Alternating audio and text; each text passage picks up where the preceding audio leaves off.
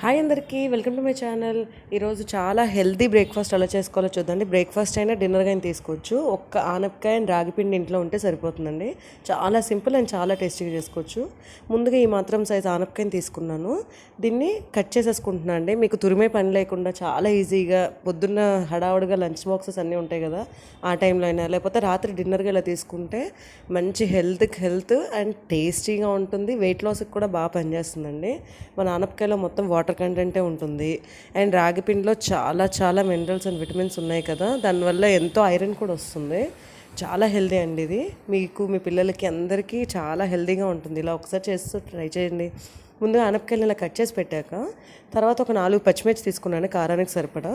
ఇప్పుడు ఇవన్నీ కలిపి మనం డైరెక్ట్గా పేస్ట్ చేసేసుకుంటున్నాను. మిక్సీలో వేసి పచ్చిమిర్చి ఆనపకాయ డైరెక్ట్గా పేస్ట్ చేసేసుకున్నాను. ఇంకా ఓపిక్గా ఉంటే తురుముకోవచ్చు, లేదా ఇలా ఈజీగా చేసేసుకోవచ్చు. టేస్ట్ అనేది చాలా బాగుంటుంది. ఇంత కరివేపాకు ఎక్కువగా తీసుకోవాలండి. చక్కగా చేతి నిండా కరివేపాకు తీసి కడిగేసి దాన్ని చేత్తోనే చుంచుతున్నాను. అప్పుడు స్మెల్ అనేది బాగా రిలీజ్ అవుతుందండి. కట్ చేసేదానికన్నా చేత్తో ఇలా అనడం వల్ల స్మెల్ వస్తుంది చాలా బాగా. తర్వాత ఒక 1/2 టేబుల్ స్పూన్ దాకా జీరా వేసానండి. టేస్ట్కి సరిపడా సాల్ట్.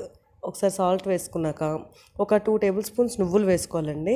నువ్వులు ఎంత వేస్తే రుచి అంత బాగుంటుందండి. చాలా బాగుంటుంది ఇందులో మాత్రం పర్టికులర్గా.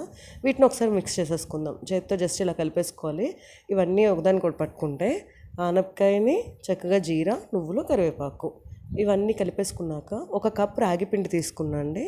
ఒక కప్ రాగిపిండి అండ్ 1 కప్ బియ్యపిండి. ఫస్ట్ కొంచెం వేసాను, బియ్యపిండి పడుతుంది. ఒకసారి కలుపుకొని చూసుకొని వేసుకోండి.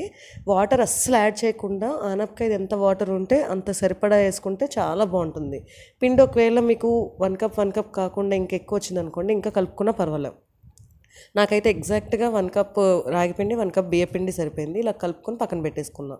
ఒక వైట్ క్లాత్ తీసుకోవాలండి, కాటన్ది ఏదైనా, అది తడుపుకోవాలి.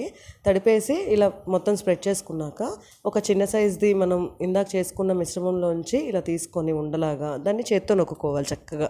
ఎంత పలుచగా వీలైతే అంత పలుచగా ట్రై చేయండి. రొట్టి అనేది అది చాలా ఈజీ అండి. ఇలా చేత్తో జస్ట్ ఇలా అంటుంటే అదే వెళ్ళిపోతుంది. ఒక్క 1 మినిట్ మనం ప్రెస్ చేసుకుంటే చాలు. పలచగా ఉంటే ఏంటంటే టేస్ట్ చాలా బాగుంది. లావుగా అంటే కొంచెం ఉడకడానికి టైం పడుతుంది. కాలుస్తున్నాం కదా మనం, జస్ట్ కాలుస్తాం అంతే. ఒకసారి ఇలా మొత్తం ఎంత వీలైతే మీకు అంత స్ప్రెడ్ చేసుకోండి చక్కగా చేత్తో. ఇలా చేసేసుకుంటే చక్కగా మీకు ఆనపకాయ రొట్టె అనేది రెడీ అయిపోతుందండి. ఫస్ట్ చేయడం అయితే అయిపోయింది. చూస్తారా ఎంత పలుచగా అయితే అంత పలుచగా ట్రై చేశాను. తర్వాత ఒక పెంక తీసుకోవాలి, బాగా వేడెక్కాలండి, చాలా బాగా వేడెక్కాలి. జస్ట్ ఒక 1/2 టేబుల్ స్పూన్ ఆయిల్ వేసాను. అలా స్ప్రెడ్ చేసుకుందాం పెంకకి అంతే. జస్ట్ ఒక 1/2 టేబుల్ స్పూన్. ఎక్కువ ఆయిల్ కూడా పట్టదండి, చాలా తక్కువ పడుతుంది అండ్ చాలా టేస్టీగా కూడా ఉంటుంది. ఇది బాగా వేడెక్కి పొగలు వస్తున్నప్పుడు మనం ఇందాక రెడీ చేసుకున్నాం కదా రొట్టెని, జస్ట్ ఇలా చూపించిన విధంగా వేసేసుకొని క్లాత్ తీసేసేయడమే. పెంక వేడెక్కితేనే అది మనం వేసాక వదులుతుందండి, లేకపోతే మళ్ళీ క్లాత్ కుండిపోతుంది. చుట్టూ ఒక 1/2 టేబుల్ స్పూన్ వేసానండి ఆయిల్. జస్ట్ ఆ పావులో 1/2 టేబుల్ స్పూన్ అంతే.